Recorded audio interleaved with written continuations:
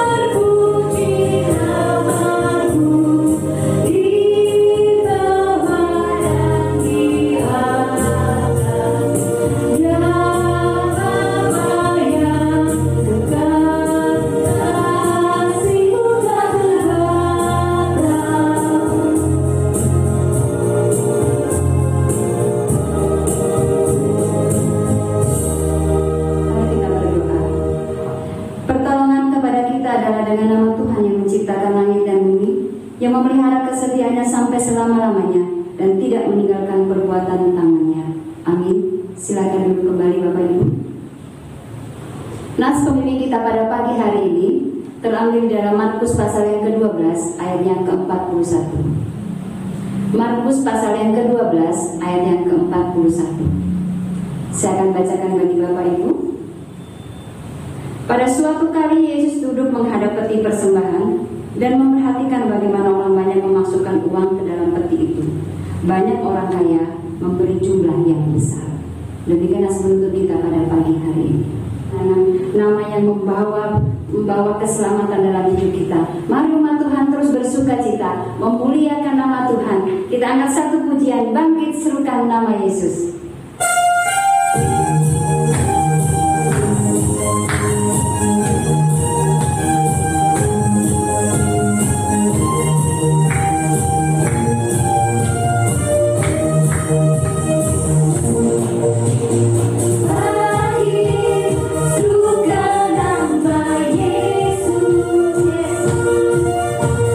Baju,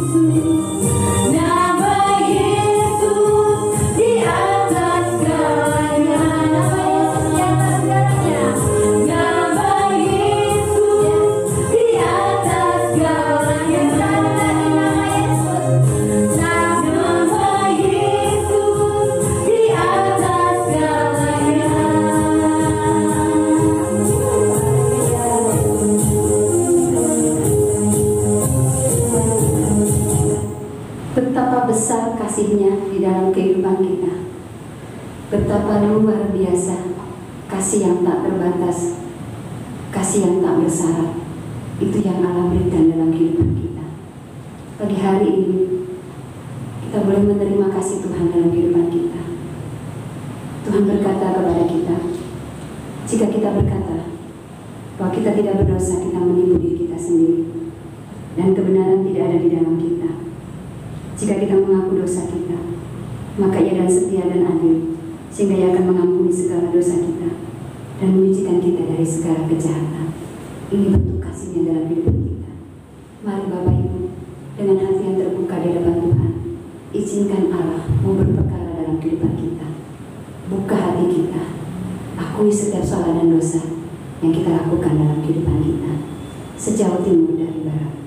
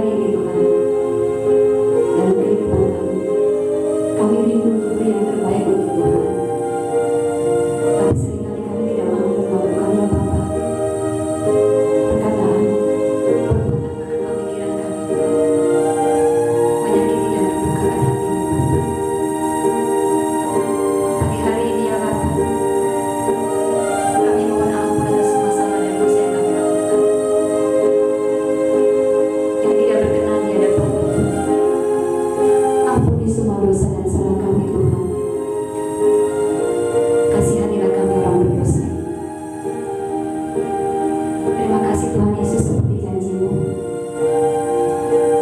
Ketika kami mengaku semua dosa kami, Engkau akan mengampuni dosa kami dan akan menghapuskan seluruh pelanggaran kami. Dan juga berikan kami kekuatan untuk dapat mengasihi orang yang lain Tuhan dengan mengampuni kesalahan mereka Tuhan. Terima kasih Tuhan Yesus untuk kasih yang sangat luar biasa ini. Kami bersyukur. Terima kasih untuk pengampunan yang Allah berikan Tuhan. Di dalam nama Tuhan Yesus kami sudah berdoa mengucap syukur pada Bapa di surga. Amin. Terimalah berita pengampunan. Allah telah mendamaikan isi dunia dengan dirinya dengan perantaraan Kristus. Sebab itu biarlah kita juga diperdamaikan sama sendiri dengan saling mengampuni serta mengambil bagian dalam sejahtera Tuhan. Haleluya. Kita selalu bersyukur dan bersyukur kepada Tuhan karena begitu besarnya kasih-Nya dalam kehidupan kita. Pada pagi hari ini kita akan terus memuji dan memuliakan nama Tuhan. Kita angkat satu pujian, Yesus memanggil.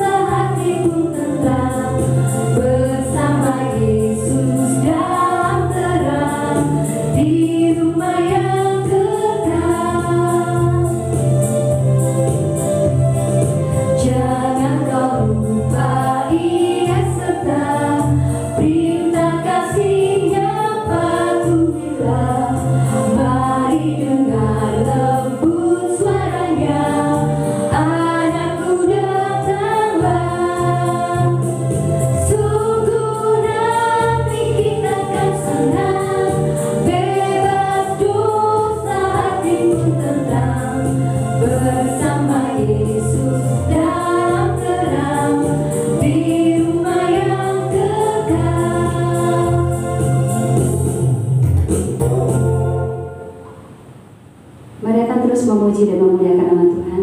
Kita akan bermazmur pada pagi hari ini. Mazmur kita pada pagi hari terambil dalam Mazmur pasal yang ke-8 ayat 1 sampai dengan ayat yang ke-10. Mazmur pasal yang ke-8 ayat 1 sampai dengan ayat yang ke-10. Mari bersama-sama kita baca Bapak Ibu. Dengan judul Manusia Hina sebagai Makhluk Mulia. Untuk pemimpin biduan menurut lagu Gittith Mazmur Daud. Ya Tuhan, Tuhan kami, betapa mulianya nama-Mu di seluruh bumi.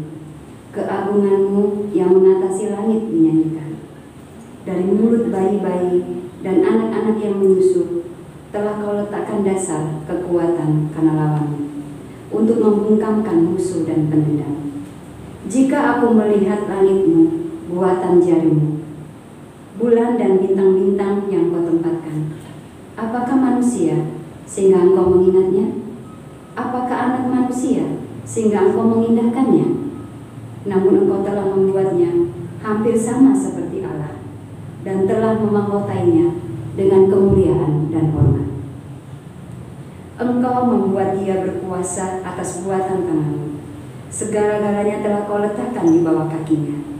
Kambing domba dan lembu sapi sekalian, juga binatang-binatang di padang, burung-burung di udara dan ikan-ikan di laut, dan apa yang melintasi arus lautan. Ya Tuhan, Tuhan kami, betapa mulianya nama-Mu di seluruh bumi. Demikian mazmur kita pada pagi hari ini. Karena kasih-Nya lah kita boleh ada sampai saat ini. Karena kasih-Nya lah kita boleh hidup sampai saat ini. Mari kita mau bersyukur kepada Tuhan. Satu pujian saatku menyembah.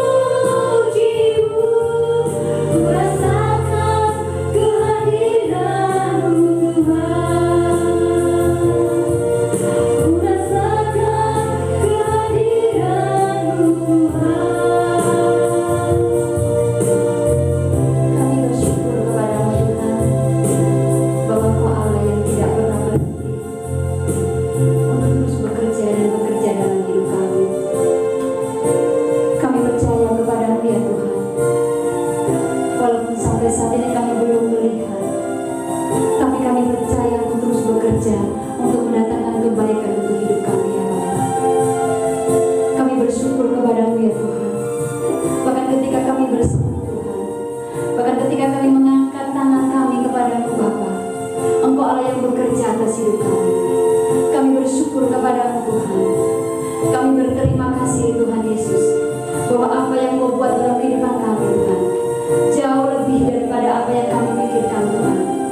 Jauh daripada apa yang kami minta, Engkau berikan kepada kami ya Bapa. Kami bersyukur kepada-Mu Tuhan.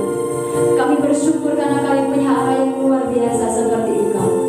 Kami bersyukur kepada-Mu Tuhan, bahwa Engkau yang memelihara hidup kami sampai saat ini. Banyak hal yang terjadi dalam kehidupan kami, tapi kami bersyukur untuk setiap pertolongan yang Kau nyatakan di dalam kehidupan kami ya Bapa. Kami bersyukur untuk setiap kekuatan yang Allah berikan ketika kami lemah. Kami bersyukur untuk setiap pengharapan yang Kau berikan kepada kami Tuhan.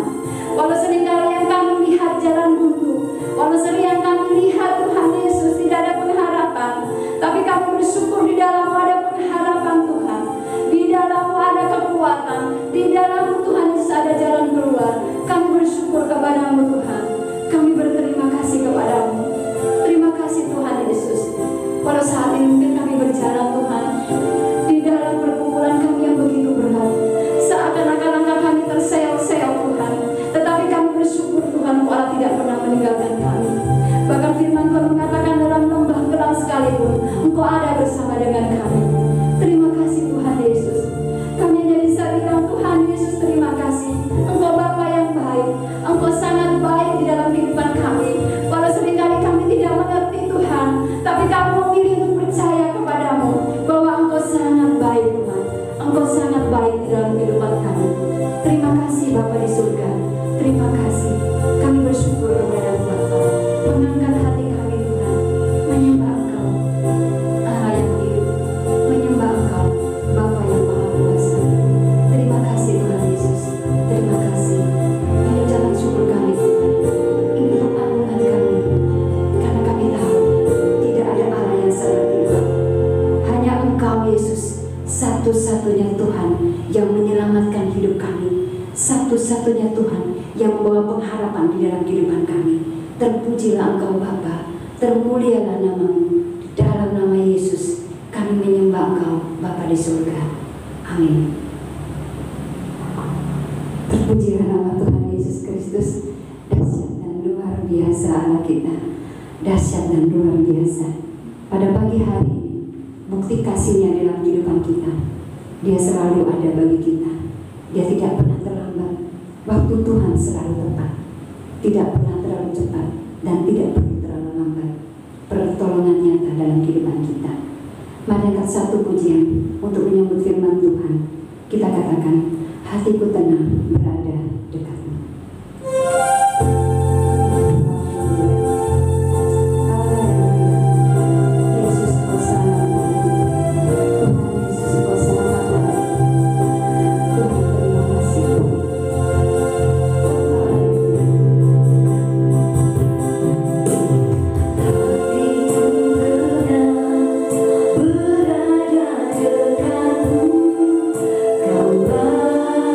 Jawaban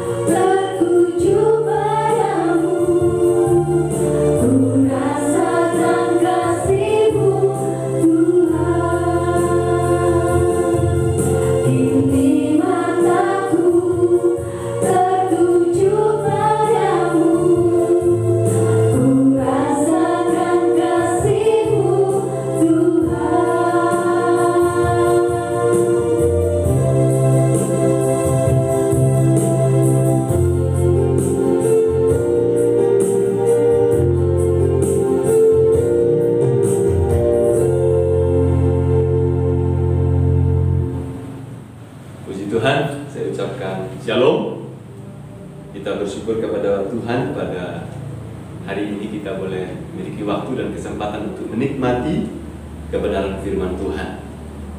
Sebelum kita membaca dan merenungkan firman Tuhan pada hari ini, mari bersama-sama kita tundukkan kepala, kita menghadap Tuhan dalam doa.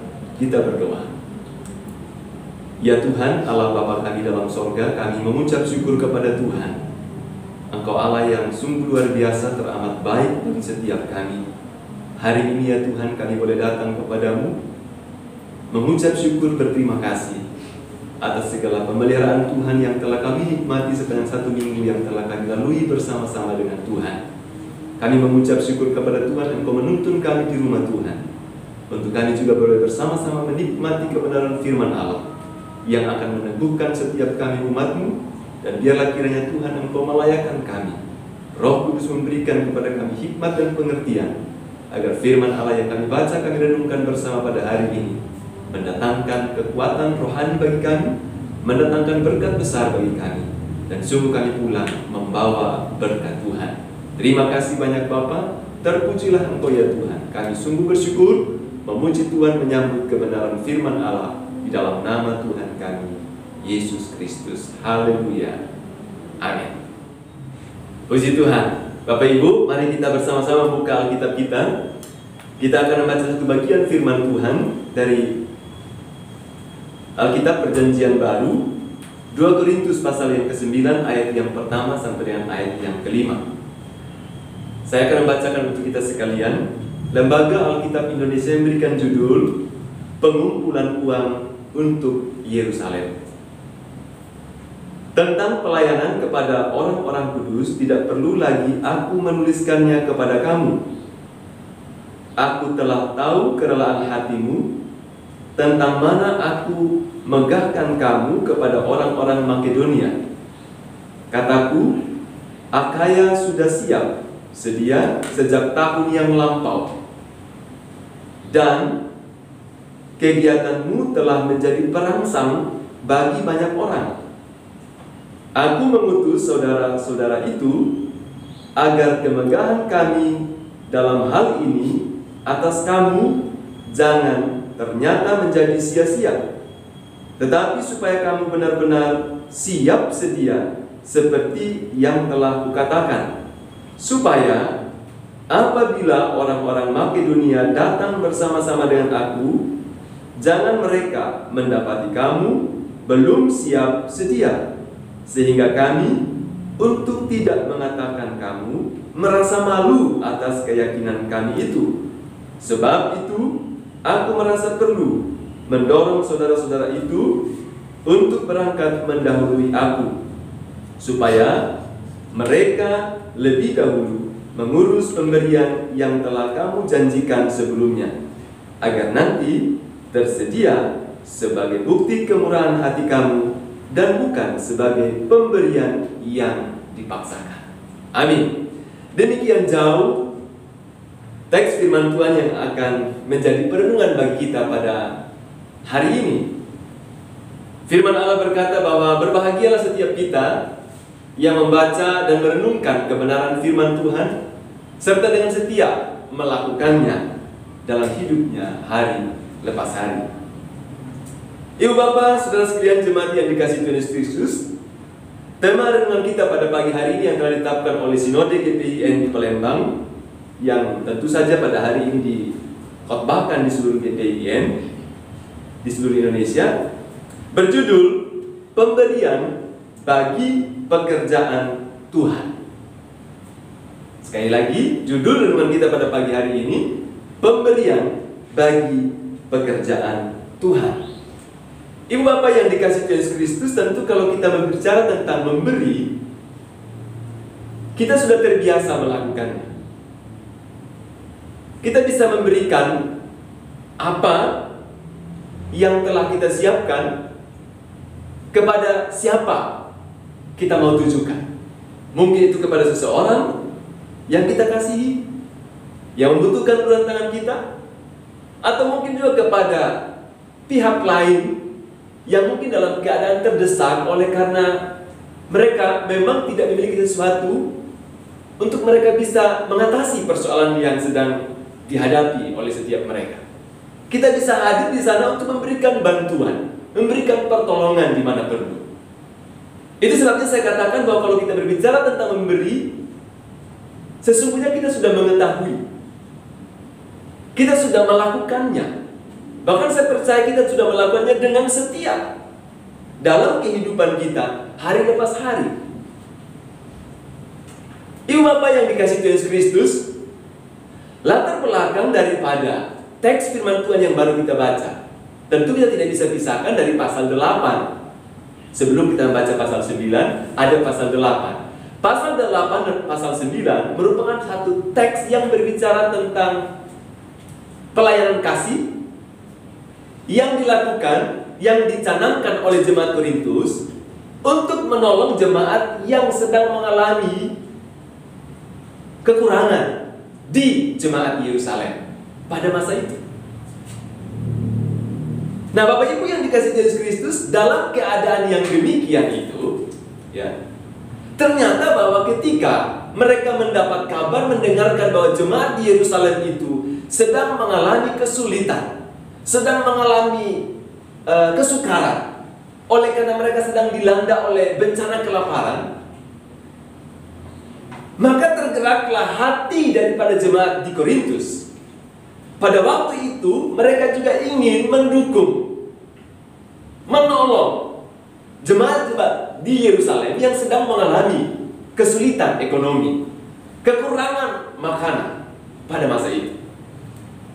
Jadi latar belakang daripada surat 2 Korintus ini ditulis adalah, salah satunya adalah Paulus ingin menjelaskan kembali kepada jemaat Korintus, tepatnya adalah mengingatkan kembali jemaat Korintus supaya apa yang telah mereka canangkan, supaya apa yang telah mereka janjikan untuk menolong jemaat Yerusalem pada tahun yang lalu, sudah waktunya sekarang untuk mereka wujudkan itu. Sudah terlalu lama waktu itu. Mereka sudah melakukannya pada masa itu. Hanya berkat Tuhan itu yang dikumpulkan itu belum disalurkan kepada jemaat Yerusalem yang memang pada waktu itu membutuhkan uluran tangan dari jemaat Korintus. Tetapi Bapak Ibu yang dikasihi Tuhan Yesus Kristus, jemaat Korintus ya belum melaksanakan apa yang telah mereka janjikan itu untuk betul-betul diwujudkan kepada jemaat Yerusalem yang membutuhkan.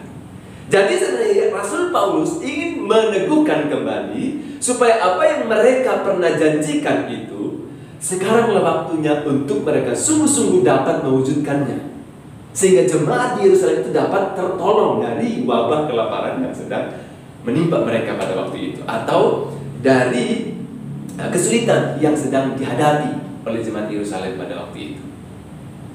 Nah, Bapak Ibu yang dikasihi Tuhan Yesus Kristus, kita sering kali mendengar ada sebuah pepatah lama mengatakan begini: janji adalah hutang. Ya, janji adalah hutang. Artinya apa? Kita masih akan terus merasa berhutang sebelum janji itu kita wujudkan. Nah, Bapak Ibu yang dikasihi Tuhan Yesus Kristus, jemaat Korintus itu sudah berjanji untuk apa? Menolong jemaat Yerusalem. Tapi belum mereka wujudkan. Maka sebenarnya kalau boleh kita katakan, jemaat Korintus itu sudah berjanji, dan kalau janji itu tidak ditepati, itu adalah hutang. Itu merupakan hutang bagi mereka. Nah, bagaimana cara supaya tidak berhutang? Teruskanlah itu janji yang sudah engkau ungkapkan pada tahun yang lalu. Sekarang waktunya. Jangan berlambat-lambat. Jangan engkau berlama-lama. Sekarang waktunya engkau kerjakan apa yang sudah kau ucapkan itu. Supaya apa? Ketika engkau melakukannya, ada banyak orang lain yang akan ditolong. Tuhan bukan tidak sanggup menolong, tapi karena engkau sudah mengucapkan bahwa engkau ingin mendukung orang lain, menolong orang lain, maka ketika engkau sudah berjanji, lakukanlah itu dengan sungguh-sungguh. Wujudkan itu dalam tindakan yang nyata. Nah, jemaat yang dikasihi Tuhan Yesus Kristus, ada beberapa hal yang ingin saya sampaikan pada hari ini terkait dengan ketika kita berbicara tentang memberi. Apalagi ya sambungnya apa? Memberi bagi pekerjaan Tuhan. Kalau memberi bagi sesama, kita bisa apa ya? beban kita mungkin agak sedikit lebih ringan gitu ya. Karena apa? Kita bisa memberi kapan saja dan sesuai dengan keinginan kita untuk memberi. Tetapi persoalannya adalah memberi bagi pekerjaan Tuhan. Nah, ini sesuatu yang harusnya kita perhatikan sungguh-sungguh, supaya ketika kita memberi, maka kita harus memahami bahwa yang akan menerima persembahan yang kita bawa itu Tuhan. Sehingga Bapak Ibu, kita seringkali mendengar ketika orang berdoa, ya, seringkali di dalam doa ketika memberikan, setelah pemberian persembahan itu dilakukan, hamba Tuhan ataupun salah satu majelis jemaat mendoakan persembahan. Seringkali kita mendengar kalimat begini, Tuhan terima kasih, inilah persembahan yang terbaik yang kami bisa persembahkan kepada Tuhan. Bunyi doa itu sedikit tidaknya seperti itu kan? Tetapi Bapak Ibu yang dikasih Tuhan Yesus Kristus, tentu ketika kita berbicara demikian menunjukkan bahwa inilah yang bisa saya lakukan Tuhan. Dan itu bukan soal jumlah besar atau kecil ya, berapa banyak atau berapa sedikit, enggak. Tetapi itulah yang terbaik yang ada pada saya, dan saya persembahkan kepada Tuhan. Nah, Bapak Ibu yang dikasih Tuhan Yesus Kristus, kalau kita memberikan sesuatu kepada sesama, saya katakan mungkin kita bisa melakukan kapan saja kita mau ya. Tetapi kalau untuk Tuhan biasanya kita harus persiapan. Bahkan di rumah tangga kita masing-masing, sebelum kita membawa persembahan kepada Tuhan, kita sering kali berdoa dulu. Sebab persembahan ini Tuhan berkenan untuk menerimanya, dikuduskan agar layak digunakan bagi pelayanan pekerjaan Tuhan. Nah, Bapak Ibu yang dikasih Tuhan Yesus Kristus, meskipun sudah kita lakukan, tapi saya ingin kembali menegaskan beberapa hal terkait dengan memberi bagi pekerjaan Tuhan. Yang pertama, Bapak Ibu yang dikasih Tuhan Yesus Kristus, mari kita perhatikan bersama-sama. Prinsip yang pertama adalah sikap dalam memberi. Ya, sikap dalam memberi. Saya ingin membaca kembali teks firman Tuhan yang baru saja kita bacakan tadi. Bapak Ibu boleh memperhatikan kembali di Alkitab masing-masing. Saya bacakan pasal 9 ayat 1 dari 2 Korintus. Tentang pelayanan kepada orang-orang kudus, tidak perlu lagi aku menuliskannya kepada kamu. Aku telah tahu kerelaan hatimu, tentang mana aku megahkan kamu kepada orang-orang Makedonia. Kataku, Akaya sudah siap, sedia sejak tahun yang lampau. Dan kegiatanmu telah menjadi perangsang bagi banyak orang. Bapak Ibu perhatikan ayat yang kedua. Aku tahu kerelaan hatimu. Prinsip yang perlu kita tanamkan di dalam diri kita ketika kita berbicara soal memberi, maka memberi itu harus dilandasi dengan kerelaan hati. Apa itu kerelaan hati, Bapak Ibu jemaat Tuhan? Kerelaan hati artinya apa? Dia lahir dari hati, bukan oleh karena paksaan, bukan oleh karena dalam keadaan tertekan. Saya memberi sesuatu, terpaksa tidak, tertekan juga tidak, tapi itu lahir dari dalam diri kita untuk kita memberikan sesuatu, baik kepada sama, utamanya kepada Tuhan. Jadi kerelaan hati, Bapak Ibu yang dikasih Tuhan, kenapa kerelaan hati menjadi hal yang prinsip? Betul.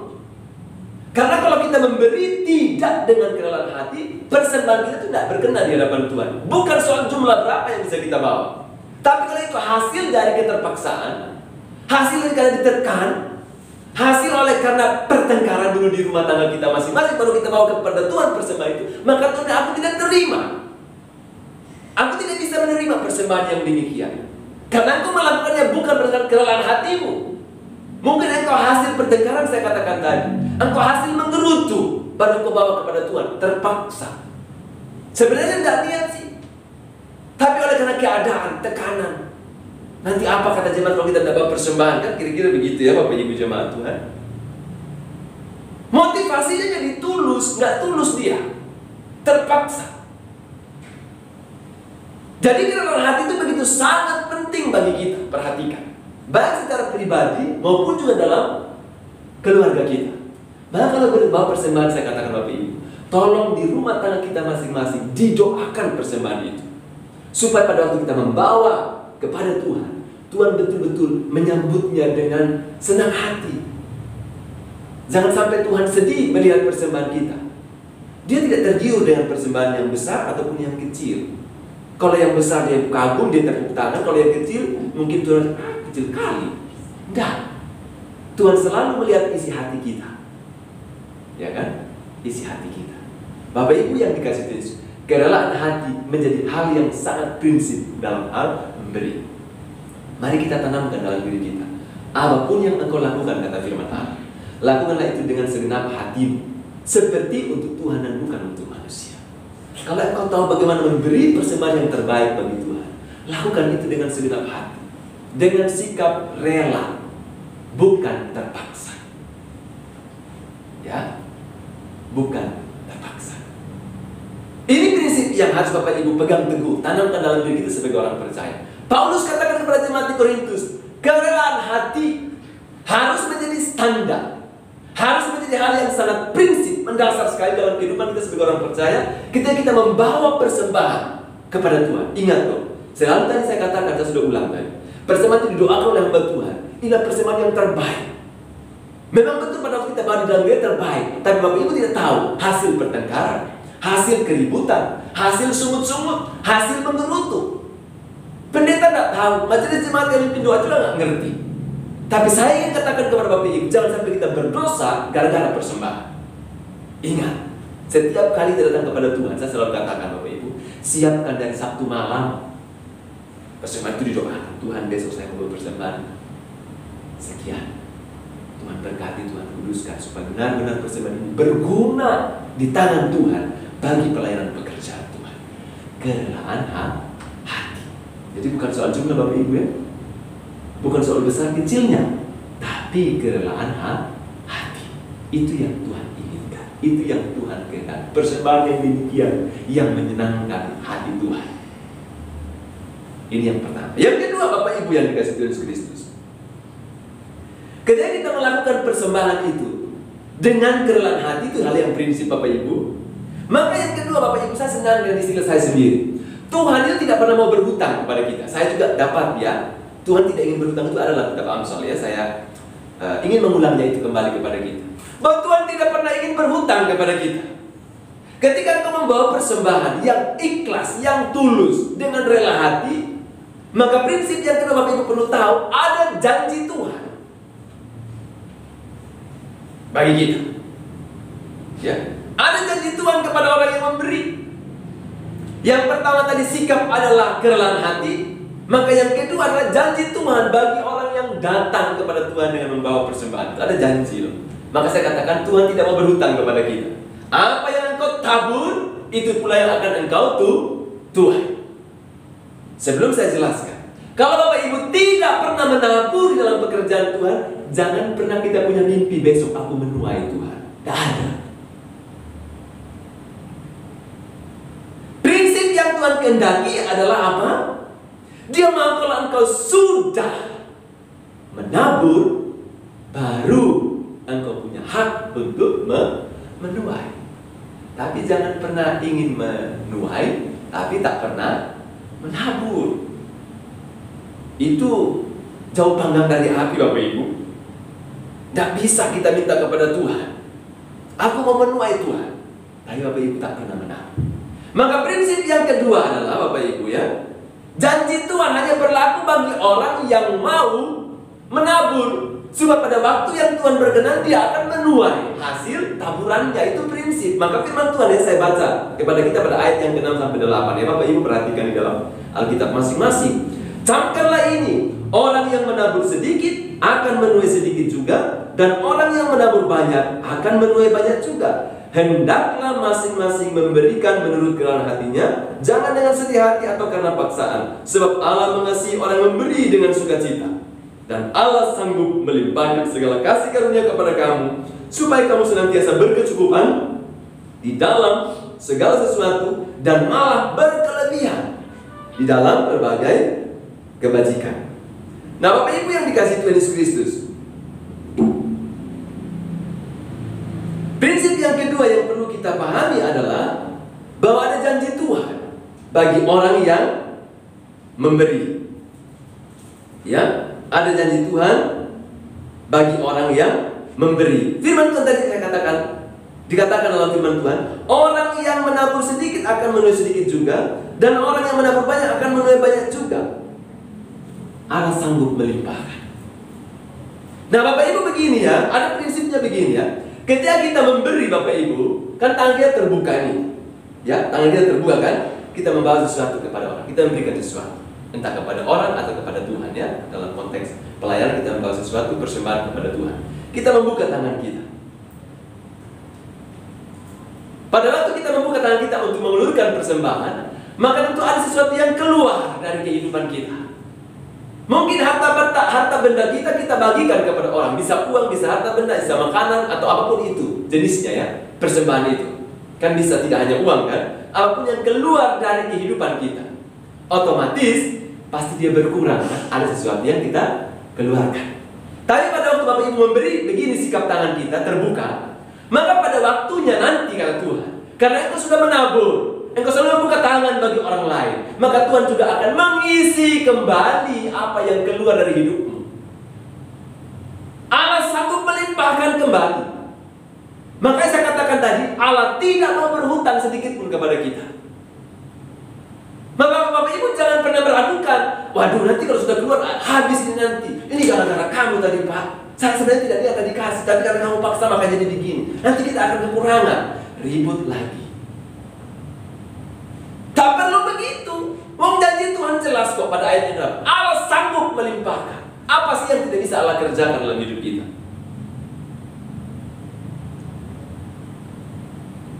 Apa yang tidak mungkin Allah bisa kerjakan? Tidak ada. Dan kalau dia berjanji, dia akan menepati janjinya. Sekali perkataan firman Allah keluar dari mulut Allah, itu tidak akan pernah kembali dengan sia-sia. Itu janji Tuhan. Maka Bapak Ibu yang dikasih Tuhan pada waktu engkau melakukan sesuatu tindakan, dan mungkin itu dalam pikiran orang, wih sayang sekali, nanti kamu rugi, eman lu. Kamu sudah bekerja keras, keluar keringat, banting tulang, dan sekarang kamu membagi-bagikannya, rugi lu. Loh, itu bagi orang dunia begitu Bapak Ibu. Tanya kita, anak-anak Tuhan tidak boleh begitu berpikirnya. Kita ini hidup dalam terang firman.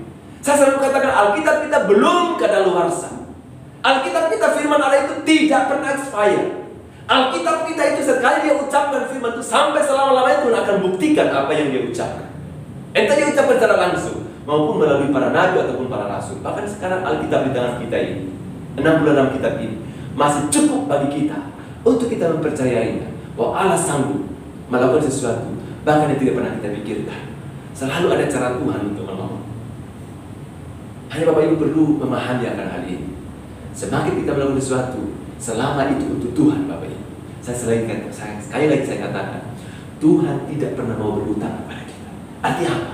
Tuhan akan perhitungkan semua jerih kita, semua apa yang kita korbankan bagi pekerjaan Tuhan. Tuhan bilang, aku tidak mau berhutang kepadamu. Teruslah menabur Bapak Ibu. Karena Tuhan bilang orang yang menabur pasti akan menuai. Ini janji Tuhan bagi setiap kita jemaat Tuhan yang setia melakukan hal itu. Ya, sekali lagi, Tuhan tidak mau berhutang kepada setiap kita. Ya, Tuhan tidak akan membuat kita menjadi kesulitan oleh karena harta benda kita. Apa yang terbaik pada diri kita bawa kepada Tuhan. Bapak Ibu jemaat Tuhan, jemaat mula-mula itu, ya, awal-awal berdirinya gereja itu begitu luar biasa kehidupan mereka. Tidak ada sikap mementingkan diri sendiri. Meskipun dalam keadaan mereka dalam kesulitan, jemaat Yerusalem itu, tapi dalam satu komunitas itu mereka berusaha bagaimana supaya tidak ada orang di antara mereka itu jangan sampai tidak makan, jangan sampai berkekurangan. Sehingga kata firman Allah di Rasul pasal 2, masing-masing orang itu berpartisipasi, memberikan kontribusi. Apa ya yang aku bisa tolong? Nah, kira-kira begitu Bapak Ibu bahasanya. Jadi kalau Bapak Ibu melihat pekerjaan Tuhan, kita mulai berpikir, saya ada di komunitas ini, dalam persekutuan ini tidak ada yang kebetulan. Saya bisa berperan dalam hal yang bagaimana Pak? Ibu Gembala misalnya begitu kan? Atau tanya barangkali sering dalam majelis jemaat, saya bisa berbuat apa bagi pekerjaan Tuhan? Tentu Bapak Ibu ada di sini kan bukan jadi penonton. atau jadi kritikus. Nggak mau jadi politisi kita, Bapak Ibu. Kita harus hadir dalam sini. Kita mengerti tujuan saya ada di sini mau ngapain.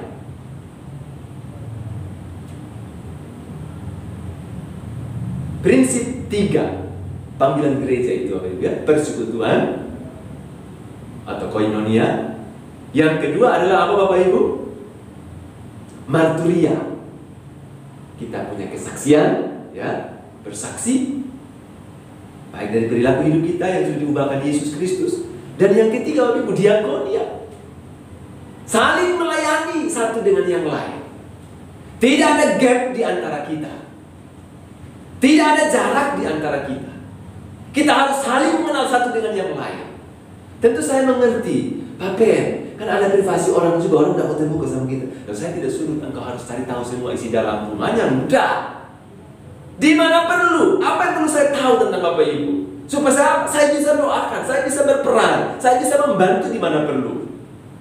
Supaya tidak apa, Bapak Ibu, supaya jangan sampai kita menyesal bahwa saya dalam persekutuan itu, tapi saya tidak tahu pergumulan seseorang.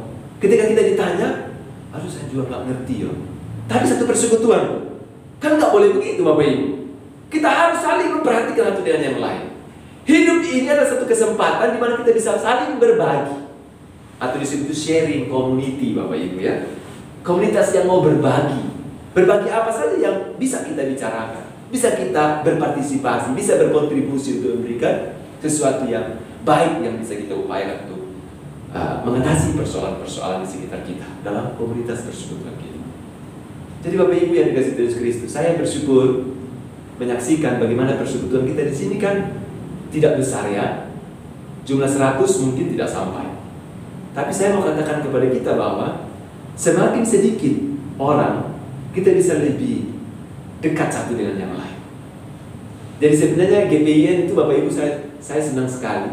Komunitas kita kecil, sedikit, tapi kualitasnya itu luar biasa. Tidak ada gap, jarak di antara kita. Pergumulan dulu pikir sendirilah. Saya juga punya persoalan terlalu banyak.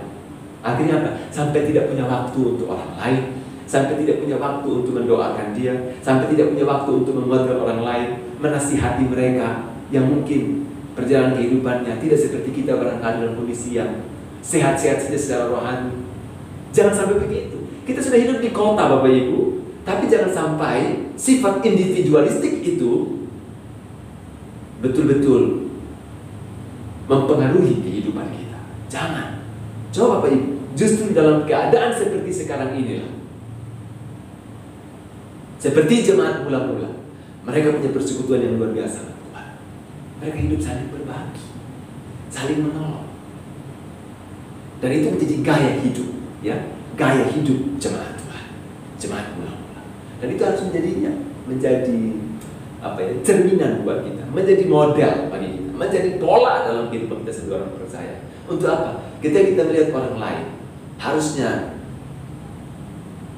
saudara seiman itu adalah orang, bukan orang asing bagi kita. Mereka adalah orang-orang yang Tuhan taruh tempat kita untuk kita bisa saling menunjukkan kasih kita, ya, pertolongan kita kepada setiap mereka, sehingga tidak ada orang yang merasa sendiri. Hadir di persekutuan tapi merasa sendiri, hadir di persekutuan tapi merasa sepi. Bahkan juga tidak ada yang mau tanya kepada dia. Ingat, hidupnya tidak boleh basa-basi ya Bapak Ibu ya. Nanti jadi basi, itu kata orang sebelah. Saya dengar itu, begitu. Hidup ini tidak boleh basa-basi, nanti jadi basi katanya begitu. Tapi bagi saya itu sebuah koreksi ya. Memang tidak perlu basa-basi. Kita memang harus hidup berdampingan satu dengan yang lain. Tidak ada gap, saya katakan ya. Tidak ada jarak di antara kita. Semua kita saudara seiman, dicintai oleh Tuhan, dan kita harus belajar mencintai bersama kita, mengasihi mereka seperti Tuhan telah mengasihi kita. Nah Bapak Ibu yang dikasihi, ini yang kedua ya, janji Tuhan bagi kita. Ketika kita bisa melakukan prinsip kebenaran firman Tuhan ini, saya katakan Tuhan tidak mau berhutang kepada kita. Semakin banyak engkau memberi, Tuhan bilang, aku akan juga semakin memberkati diri, memberkati kehidupan. Karena begitu janji Tuhan. Sedikit memberi, sedikit menuai. Semakin banyak memberi, engkau juga akan menuai banyak. Itu prinsip yang tidak berubah dari Tuhan. Maka kembali kepada kita, bagaimana kita memahami firman Tuhan ini. Janji Tuhan selalu ya dan amin bagi setiap kita. Gak perlu ragu kita. Tuhan akan melakukan apa yang diucapkan. Saya sudah katakan tadi. Dan Bapak Ibu hanya perlu satu hal. Percaya kepada yang Tuhan ucapkan. Jangan percaya kepada suami atau istri kita, atau kepada anak-anak kita, atau kepada orang lain. Kita harus percaya kepada Tuhan dan firman-Nya. Itulah yang mendorong saya untuk melakukan sesuatu. Tapi kalau apa kata orang, Bapak Ibu, jemaat Tuhan, belum tentu sepakat kita. Eman, sayang sekali dan seterusnya, kan gitu. Tapi hari ini saya mau katakan, sejauh mana kita betul-betul yakin kepada apa yang Tuhan ucapkan. Dalam sepanjang perjalanan hidup ya, kalau kita memperhatikan, Alkitab itu berbicara soal apa? Keyakinan kita kepada Tuhan. Percaya nggak kepada firman Allah? Seringkali terjadi dalam hidup kita. Mujizat tidak pernah terjadi karena kita kurang iman, kata Tuhan Yesus. Dalam beberapa kesempatannya, melayani banyak orang, selalu yang Tuhan tentang iman, percaya.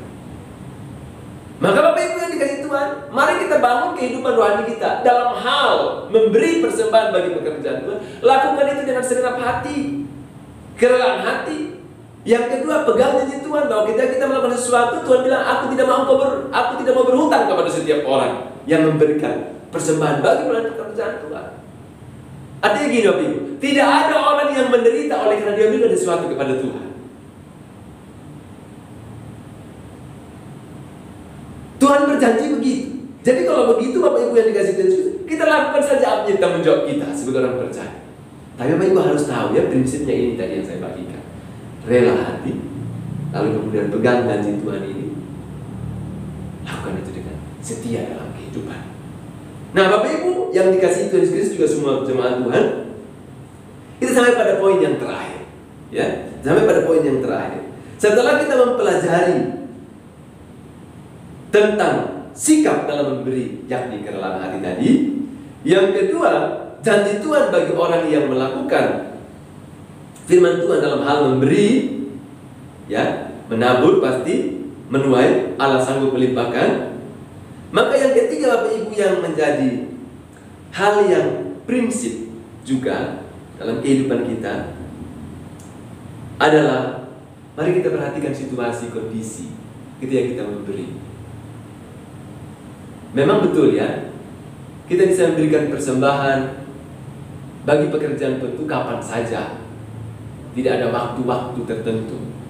Tapi yang ingin saya jelaskan dalam hal ini Bapak Ibu, coba kita melihat ya, situasi kondisi kita pada hari ini, kita mungkin tidak persis sama dengan jemaat di Yerusalem, di Yudea, pada masa-masa mengalami kesulitan secara ekonomi, ada kelaparan yang terjadi di antara jemaat Tuhan itu. Dan jangan lupa Bapak Ibu, pada masa itu mereka dalam suasana dijajah oleh pemerintah Roma.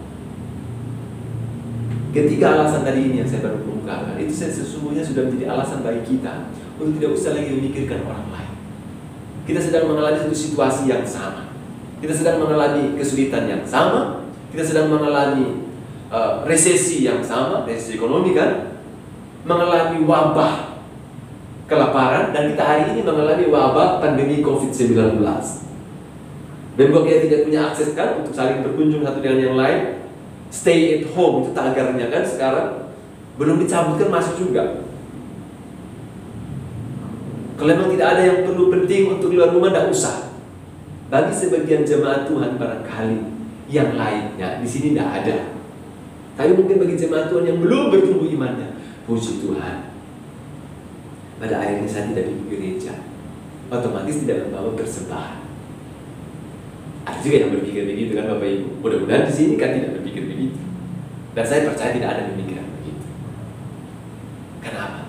Kita tahu pemberian itu bukan soal berapa banyak, kapan waktu saya harus kasih, atau puji Tuhan pada akhirnya tidak datang lagi ke gereja dan harus repot-repot membawa persembahan. Kan tidak begitu.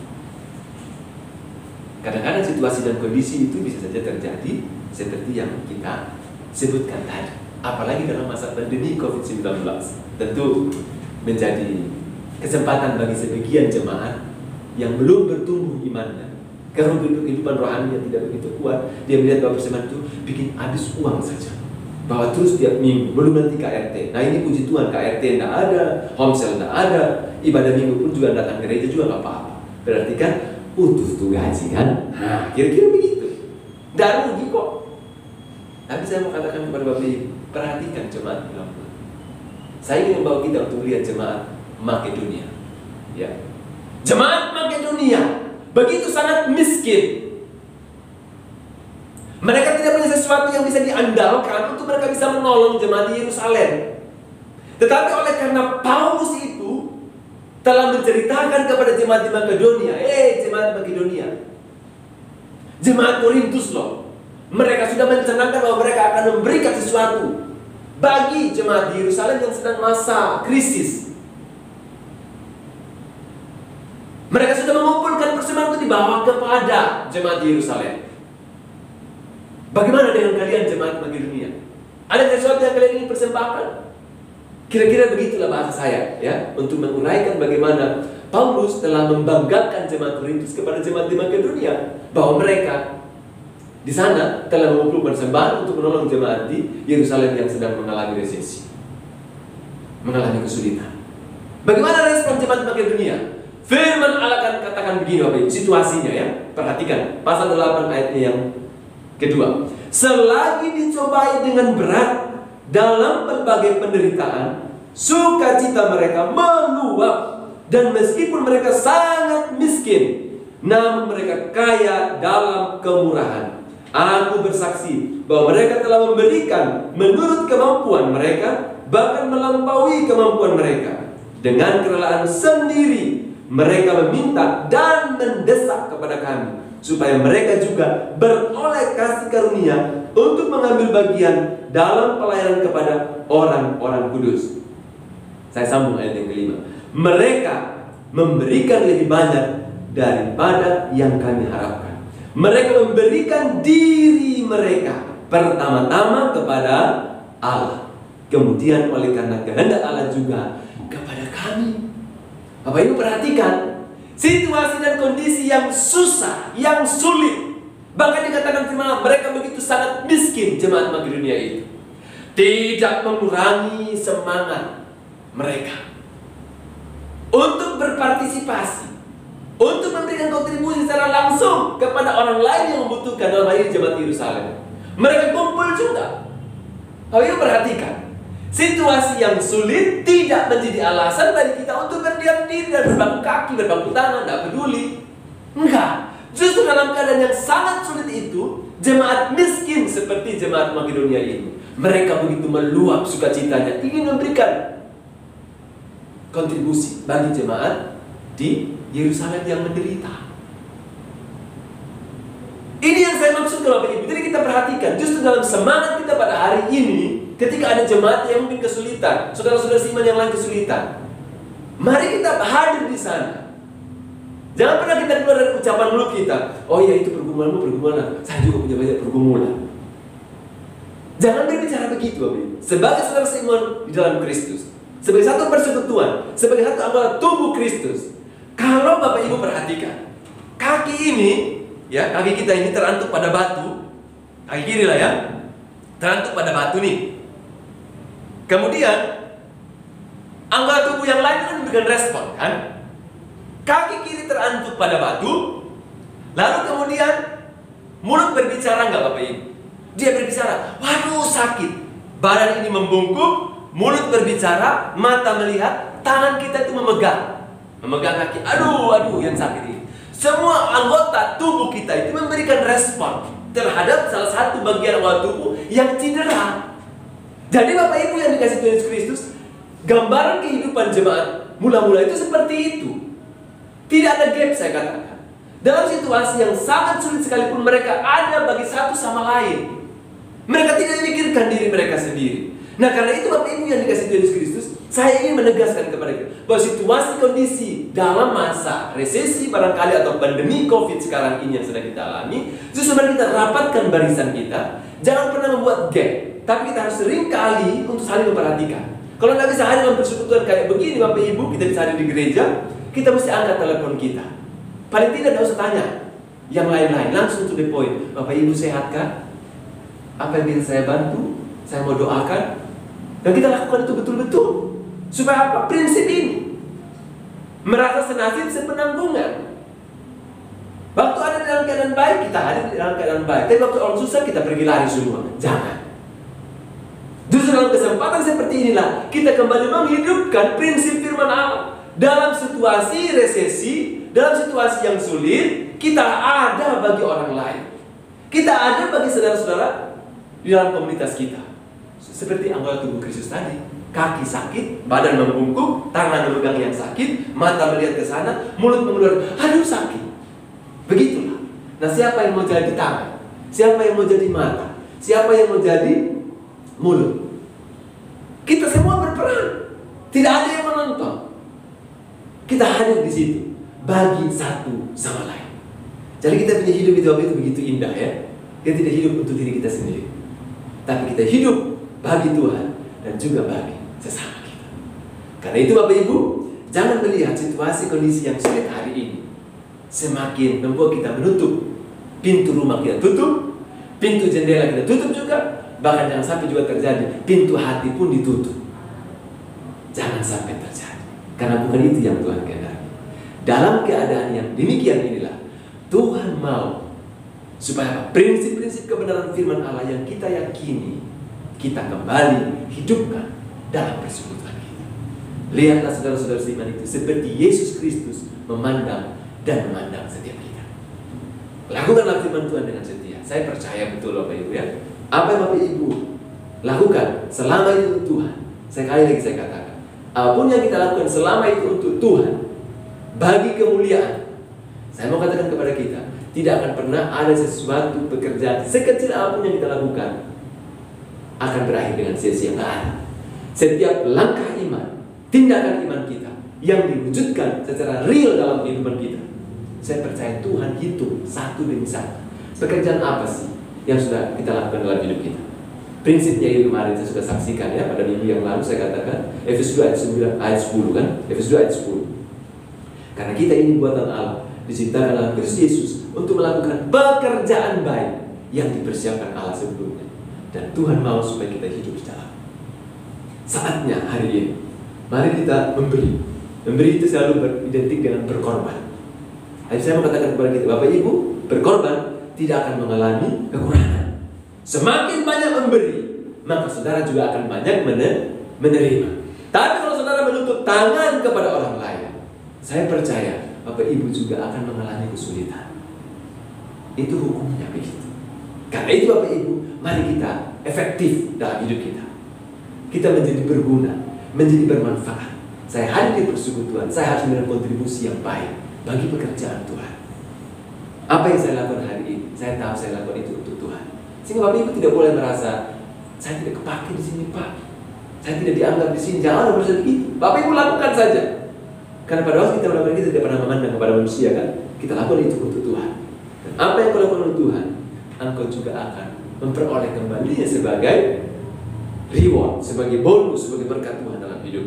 Karena itu lakukan yang terbaik selagi masih bisa dikatakan hari ini. Jadi ingat Bapak Ibu, jangan pernah kita menunda-nunda pekerjaan Tuhan yang baik itu. Kalau hari ini saudara bisa lakukan, jangan tunda besok. Hari ini saudara bisa lakukan, hari ini kau kerjakan. Karena engkau tidak pernah tahu kapan lagi ada kesempatan untuk engkau bisa melakukan. Supaya engkau tidak menyesal, engkau hidup hanya untuk tunggu sampai kapan Tuhan panggil kita. Kan nggak boleh begitu juga. Kita sambil menunggu waktu Tuhan memanggil kita pulang ke rumah Bapa di surga itu.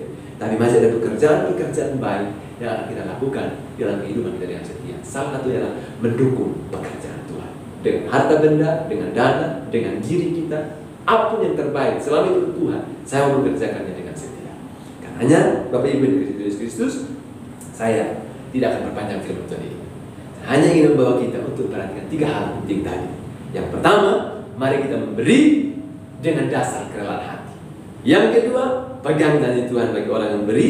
Dan yang ketiga, perhatikan ada situasi-situasi kondisi kita di mana pada kita memberi itu menjadi kesempatan yang sangat berharga.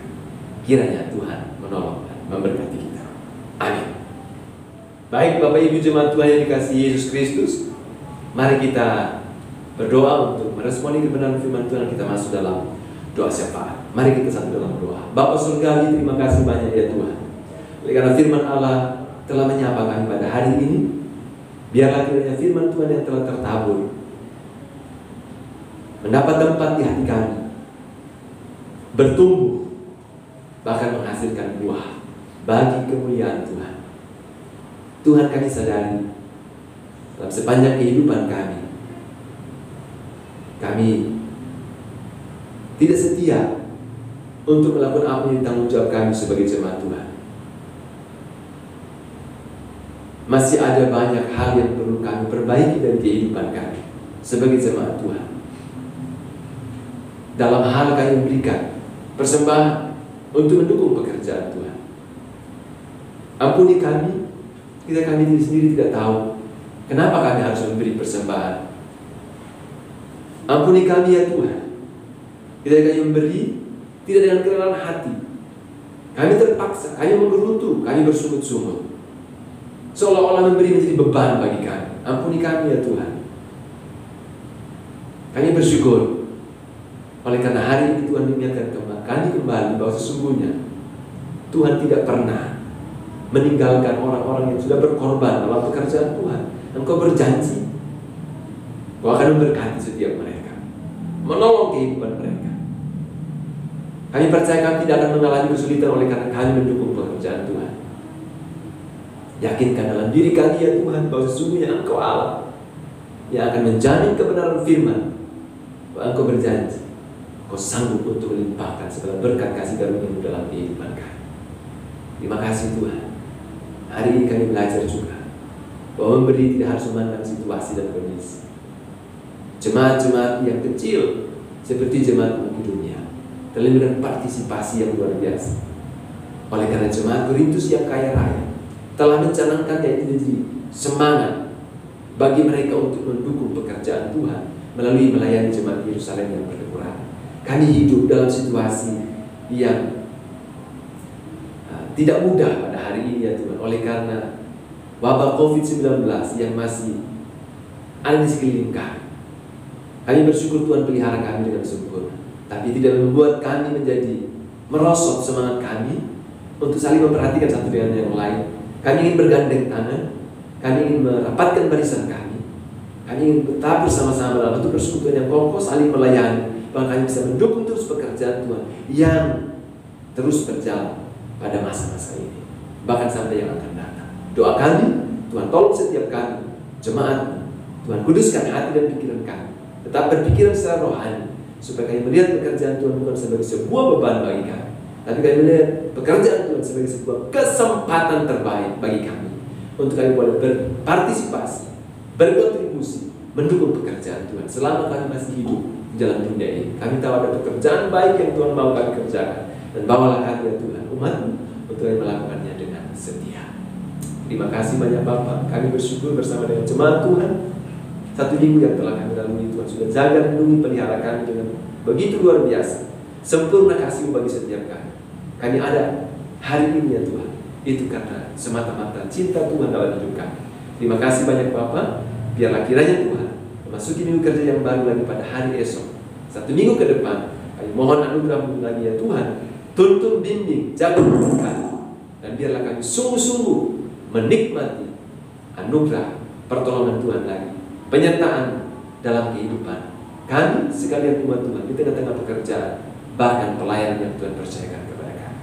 Terima kasih banyak Bapak. Terpujilah Engkau ya Tuhan Yesus Kristus. Hari ini kami sungguh bersukacita bersama dengan anak kami, Grace Cloud, yang Tuhan tambahkan 1 tahun usia baginya. Biarlah kiranya dengan usia yang bertambah, kami ini semakin sehat, kuat, diberkati Tuhan. Masa depan yang kami serahkan dalam tangan Tuhan, apa yang terbaik bagi hidupnya, itu yang Tuhan anugerah. Berkati kedua orang tuanya, ayah ibunya, Tuhan juga tolong dalam hikmat Allah menuntun, mengajar, mendidik anak kasih supaya tumbuh dengan baik dan dibesarkan dalam anugerah Tuhan. Kami berdoa Tuhan terus menolong, memberkati juga semua jemaat Tuhan yang dalam keadaan tidak begitu sehat. Orang-orang yang sudah lanjut usia, jemaat Tuhan di tempat ini, mungkin mereka banyak mengalami keluhan-keluhan di dalam fisik mereka. Tuhan datang untuk menjamah, menyembuhkan, meneguhkan, menguatkan mereka dengan penghiburan. Kita berpengharapan kepada Tuhan. Tuhan pulihkan keadaan mereka. Apapun yang mereka derita, tangan Tuhan yang penuh kasih, penuh kuasa menjamah, memulihkan, menyembuhkan, supaya sungguh mereka pulih sehat kembali dan mereka datang kepada Tuhan untuk mengucap syukur, berterima kasih atas perbuatan tangan Tuhan yang luar biasa mereka nikmati dalam kehidupan mereka. Terima kasih Tuhan, terima kasih Bapak. Kami terus berdoa untuk hamba-Mu, Ibu Pendeta Marci sekeluarga yang Tuhan percayakan untuk melayani pekerjaan Tuhan di tempat ini. Tuhan juga menolong dengan hikmat Allah, membimbing mengembalakan seluruh jemaat Tuhan dalam kasih karunia Tuhan. Juga semua majelis jemaat yang bergandeng tangan untuk melayani pekerjaan Tuhan bersama-sama dengan Ibu Gembala, Tuhan juga menolong. Ada kesehatan, kekompakan, sehingga pekerjaan Tuhan di tempat ini semakin maju berkembang, nama Tuhan dimuliakan, jemaat diberkati. Terima kasih banyak Bapak. Terpujilah Engkau ya Tuhan. Doa kami kepadamu dalam nama Tuhan kami Yesus Kristus, kami berdoa mengucap syukur dan menaikkan permohonan kami kepada Bapa di dalam kerajaan surga. Haleluya. Semua yang percaya katakan amin. Puji Tuhan. Jemaat Tuhan, saya jemput kita bangkit berdiri. Mari kita bersama-sama mengikrarkan 12 pengakuan iman rasuli, dan hendaklah kita masing-masing berkata demikian. Aku percaya kepada Allah Bapa yang Maha Kuasa, Khalik langit dan bumi, dan kepada Yesus Kristus anaknya yang tunggal Tuhan kita, yang dikandung daripada Roh Kudus, lahir dari anak darah Maria, yang menderita di bawah pemerintahan Pontius Pilatus, disalibkan, mati dan dikuburkan, turun ke dalam kerajaan maut, pada hari yang ketiga bangkit pula dari antara orang mati, naik ke sorga, duduk di sebelah kanan Allah Bapa yang Maha Kuasa, dan akan datang dari sana untuk menghakimi orang yang hidup dan yang mati. Aku percaya kepada Roh Kudus, gereja yang kudus dan am, persekutuan orang kudus, pengampunan dosa, kebangkitan orang mati, dan hidup yang kekal. Amin. Jemaat Tuhan, persilakan duduk kembali. Mari sebagai rasa ungkapan syukur kita kepada Tuhan, bersama-sama kita akan memberikan persembahan, dan kita akan satu pujian Bila Topan Keras.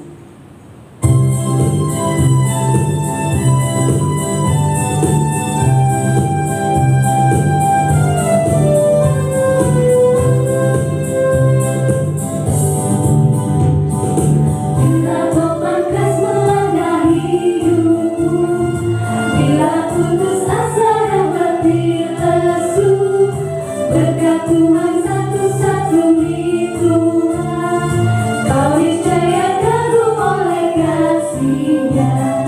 Berkat Tuhan mari Tuhan, kau akan kagum oleh kasih-Nya. Berkat Tuhan mari Tuhan, kau niscaya kagum oleh kasih-Nya. Bila topan keras melanda hidupku, bila putus asa dan letih lesu, berkat Tuhan satu-satunya Tuhan, kau niscaya kagum oleh kasih-Nya. Berkat Tuhan mari Tuhan, kau akan kagum oleh kasih-Nya. Berkat Tuhan mari Tuhan, kau niscaya kagum oleh kasih-Nya. Mari kita berdoa. Kami berterima kasih dan bersyukur kepadamu ya Tuhan, karena begitu besarnya kasih-Mu dalam kehidupan kami. Engkau yang memelihara kehidupan kami. Pada pagi hari ini Tuhan, selain pujian dan penyembahan yang kami bawa di hadapan Tuhan, dan kami bawa hidup kami dipersembahkan kepada Tuhan, kami juga membawa uang kami Tuhan, untuk kami persembahkan. Kiranya Allah memberkati apa yang boleh kami berikan. Ini sebagai rasa ucapan syukur kami kepadamu Tuhan, agar melalui uang ini Tuhan dapat terus dipakai untuk pekerjaan Tuhan. Melalui uang ini juga Tuhan dapat dipakai untuk orang-orang mengenal Engkau Yesus sebagai Tuhan dan Juru Selamat. Berkati Tuhan Yesus bendahara yang mengelola keuangan, agar diberikan hikmat dan takut akan Tuhan, sehingga dapat dikelola dengan baik, dengan benar, sesuai dengan apa yang Tuhan mau. Terima kasih Bapa di surga, kami bersyukur jikalau kami bisa memberi pada pagi hari ini, semua karena anugerah Tuhan. Di dalam nama Tuhan Yesus Kristus, kami sudah bersyukur pada Bapa di surga. Amin. Para jemaat pada pagi hari ini Bapak Ibu, terima kasih untuk semua yang sudah terlibat di dalam pelayanan. Bersyukur kepada Tuhan karena anugerahnya kita boleh melayani pada pagi hari ini. Untuk yang membawakan kebenaran firman Tuhan, hambanya Bapak Pendeta Rintun Julubatu. Bersyukur oleh anugerahnya kita boleh dilawan oleh kebenaran firman Tuhan. Bahkan juga untuk yang melayani dalam mesin musik, Bapak Alex bersama dengan singer Nona Lindra dan Nona Dian, kami juga mengucapkan terima kasih. Tuhan Yesus senantiasa memberkati kehidupan saudara di dalam kehidupan pribadi, pekerjaan, bahkan di dalam pelayanan. Bahkan juga untuk yang terlibat di dalam pelayanan yang di belakang layar yang sudah menyediakan semuanya. Terima kasih untuk Nona Katrin, untuk Al, untuk pelayanannya. Kiranya Tuhan Yesus terus menolong dan memberkati. Dan pada pagi hari ini bersyukur bersama dengan anak Grace Clau yang Tuhan tambahkan 1 tahun usianya selama ulang tahun. Bahkan juga bagi Bapak Ibu yang mungkin ada yang berulang tahun yang tidak disebutkan, baik ulang tahun kelahiran atau ulang tahun pernikahan, kami atas nama majelis mengucapkan selamat ulang tahun. Tuhan Yesus terus menolong dan memberkati. Untuk warta keuangan, Bapak Ibu juga bisa perhatikan di warta gereja. Itu saja yang bisa disampaikan. Kami terus menghimbau bagi Bapak Ibu untuk tetap menjaga kesehatan, karena benar COVID ini masih ada. Jangan lengah, terus menjaga kesehatan dengan menerapkan protokol kesehatan yang ada, bahkan terus berdoa sambil berjaga-jaga. Tuhan Yesus memberkati. Untuk mengakhiri ibadah kita pada pagi hari ini, mari kita angkat satu pujian, Tuntun Aku Tuhan Allah.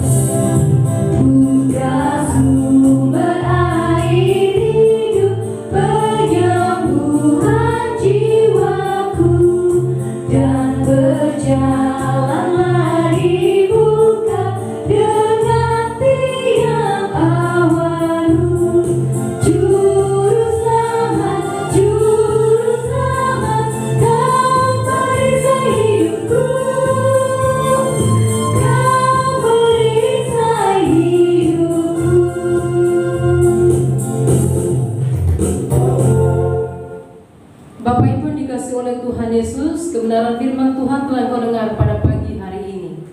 Pulanglah dalam kehidupan pribadimu, keluarga, pekerjaan, serta pelayananmu. Lakukanlah kebenaran firman Tuhan, dan arahkanlah hatimu kepada Tuhan Yesus. Angkatlah tanganmu dan terimalah berkat-Nya. Kiranya kasih Allah Bapa kita dan anugerah dari Tuhan Yesus Kristus serta persekutuannya dengan Roh Kudus menyertai kamu sekalian dari sekarang sampai selama-lamanya. Amin.